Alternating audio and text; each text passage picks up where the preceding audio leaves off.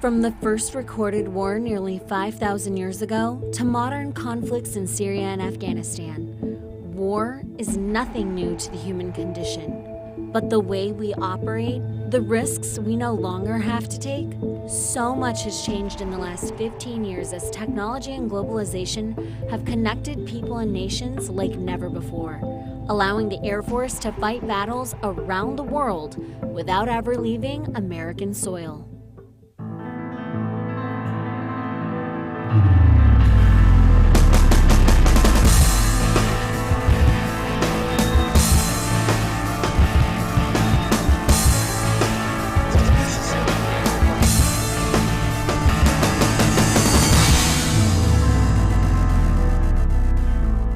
Global reach, global vigilance, global power. These words, our enduring contributions in this modern era, now carry so much more meaning than just a catchphrase. And for the Air Force, our reach and power all begins right here at home. If every ground commander, if he could put a Predator or a Reaper over every one of his platoons, he would do that. They want what the Air Force provides in terms of intelligence, surveillance, and reconnaissance, because we're better than anyone else on the planet. And we do it better than anybody else on the planet, because we put the resources in to do it well and to do it right. 45 minutes northwest of the Vegas Strip sits an Air Expeditionary Wing. Whenever someone hears Creech, you got to think about where Creech is located, because I think that's a lot of what people think about is being in Las Vegas. But we're not in Las Vegas. We are in the Nevada desert. We're in the mountains. The mission of the 432nd is simple. These airmen are responsible for providing coalition forces on the ground with the intelligence, surveillance, and reconnaissance capabilities that are required to kill the bad guys and get the good guys home. While these airmen aren't physically deployed overseas, the surrounding desert is ironically reminiscent of Afghanistan. And in essence, these guys are deploying and redeploying every morning and every night. We are fighting from home. Every day, airmen on this installation are responsible for missions that are potentially taking enemy off the battlefield every single day. And I ask them, every time they come through that gate, I want them to have the deployed mentality. Despite being commonly known as drones, the MQ-1, Predator, and MQ-9 Reaper are anything but mindlessly operated weapons. They're flown by airmen deeply connected to what is happening on the ground. This community is very manpower intensive. From the aircrew that fly the airplane, to the maintainers that maintain the airplanes, to the vast number of intel professionals who are required to take the data we collect and make it information. It takes a lot of people to do that, so it's a manpower intensive operation. No decision is made blindly or approved without intense scrutiny from a chain of command. There will always be those few people who will always think, no matter what I tell them or whatever we tell them as a community, that it's a bunch of video gamers. And there's nothing that could be further from the truth. And I'll admit, prior to my time coming in this community 10 years ago, I had the same misperception that most people had, a perception that came from not knowing. There's always somebody involved in the decision making, multiple somebodies. My crews don't make the decision to kill bad guys. My crews support ground commanders in forward operating areas. And those organizations follow very strict processes and procedures for determining who's an enemy, for determining if it's the right time to engage, is it the right weapon. All those decisions are made away from Creech Air Force Base, and in the end, we all have a vote as well. My airmen have a vote at the end of the day because they're the ones pulling the trigger and they're the ones guiding the weapon. And if they're not comfortable with that shot, they won't take it. We are professional airmen, they're professional aviators, and that profession brings responsibility. And that responsibility is, if I'm going to take a life today, I'm going to take a life knowing that it's the right thing to do. Supporting our men and women on the ground through remote programs like those at Creech isn't the only way airmen are taking the fight to the field without stepping foot off American soil. Earlier in 2015, U.S. airmen made history, training the first class of Afghan A-29 fighter pilots here at home. The 81st Fighter Squadron out of Moody Air Force Base, Georgia, is designed to help Afghan pilots to gain an edge on their enemies by providing close air support to friendly fighters on the ground.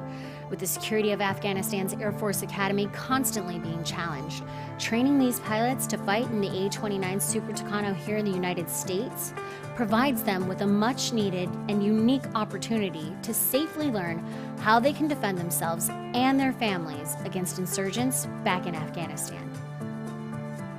The Super Tucano was built as a counterinsurgency and light attack type aircraft, so the entire design was built around those types of requirements. So very long loiter time, a very appropriate armament for this type of mission. It's used by 10 different air forces around the world, a lot of them in Central South America, and a lot of nations throughout Africa. So this is kind of a unique program for the United States Air Force because it has built a cadre of instructor pilots and maintainers that have built up some knowledge on an aircraft that will allow us to engage with other partner nations.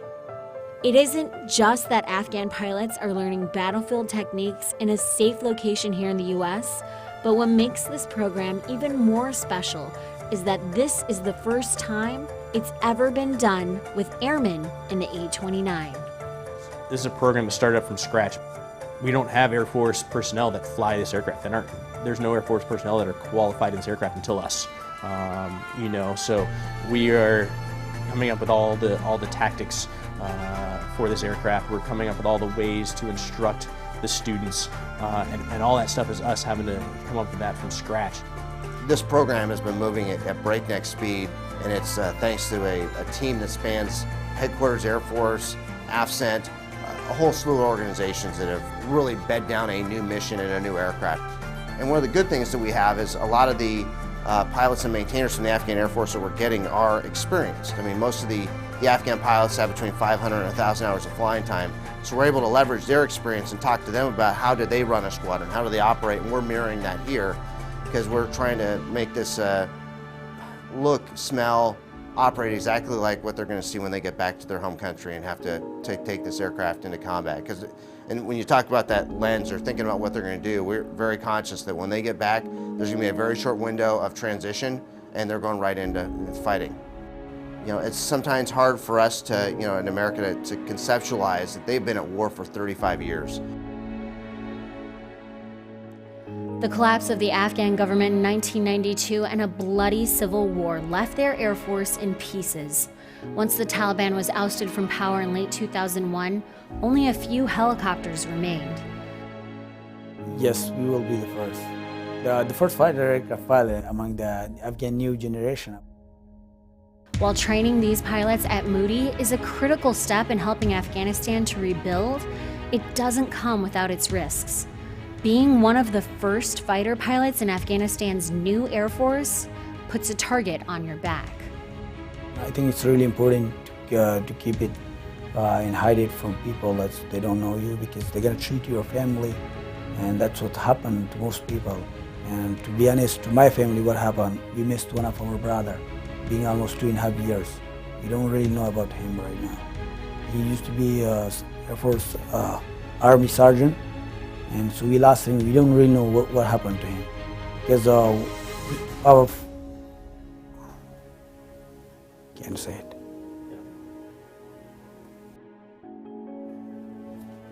All right. Yeah, sorry. If this entire effort of our nation goes south in Afghanistan, these are going to be some of the first folks that are probably hunted down by the enemy. This is their opportunity to really stand on their own. This is the last piece of the puzzle for the Afghan military, their ability to provide close air support to their soldiers out in the field, and once they have mastered that, they'll ensure their own future.